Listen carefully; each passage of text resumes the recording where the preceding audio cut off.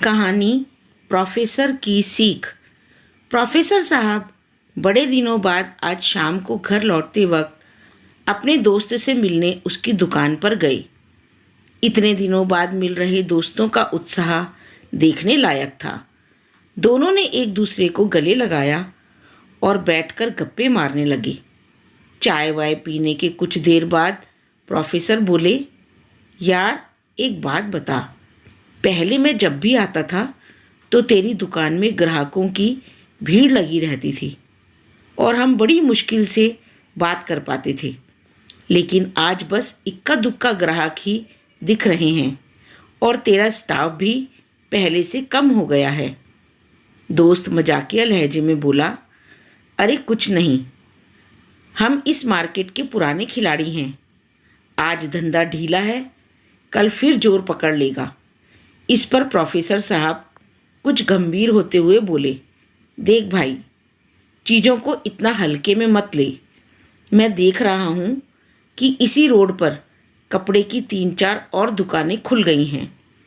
Competition बहुत बढ़ गया है और ऊपर से प्रोफेसर साहब अपनी बात पूरी करते उससे पहले ही दोस्त उनकी बात काटते हुए बोला, अरे ये दुकान आती जाती रहती हैं, इनसे कुछ फ़र्क नहीं पड़ता। प्रोफेसर साहब कॉलेज टाइम से ही अपने दोस्त को जानते थे और वो समझ गए कि ऐसे समझाने पर वो उनकी बात नहीं समझेगा।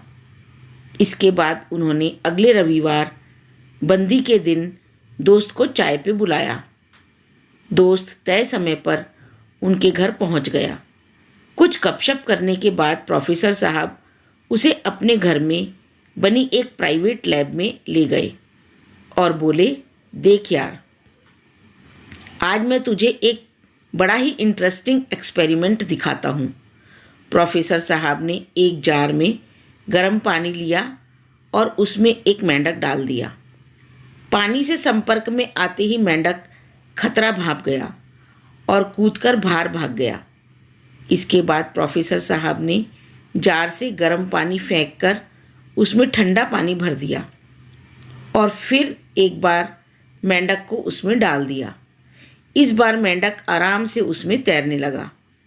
तभी प्रोफेसर साहब ने एक अजीब सा काम किया। उन्होंने जार उठाकर एक गैस बर्नर पर रख दिया और बड़ी ही धीमी आंच पर पानी गर्म करने लगे। कुछ ही देर में पानी गर्म होने लगा।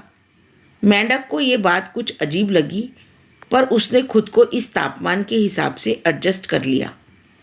इस बीच बर्नर जलता रहा और पानी और भी गर्म होता गया, पर हर बार मेंढक पानी के टेम्परेचर के हिसाब से खुद को एडजस्ट कर लेता और आराम से पड़ा रहता।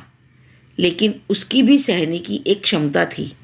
जब पानी गर्म काफ़ी हो गया और खौलने को आया, तब मेंढक को अपनी जान पर मंडराते खतरे का आभास हुआ और उसने पूरी ताकत से बाहर छलांग लगाने की कोशिश की, पर बार बार खुद को बदलते तापमान में ढालने से उसकी काफ़ी ऊर्जा लग चुकी थी और अब खुद को बचाने के लिए न ही उसके पास शक्ति थी और न ही समय।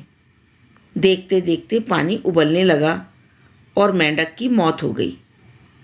एक्सपेरिमेंट देखने के बाद दोस्त बोला, यार तूने तो मेंढक की जान ही ले ली। खैर, ये सब तू मुझे क्यों दिखा रहा है? प्रोफेसर बोले, मेंढक की जान मैंने नहीं ली, उसने तो खुद अपनी जान ली है।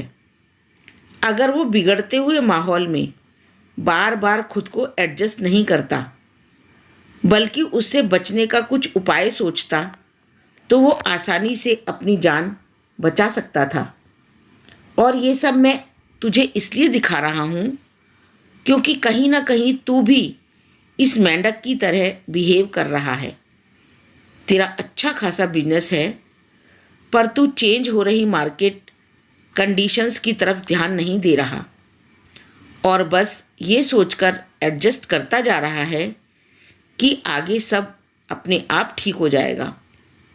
पर याद रख, अगर तू आज ही हो रहे बदलाव के अकॉर्डिंग खुद को नहीं चेंज करेगा, तो हो सकता है इस मेंढक की तरह कल को संभलने के लिए तेरे पास ना एनर्जी हो और ना ही समय।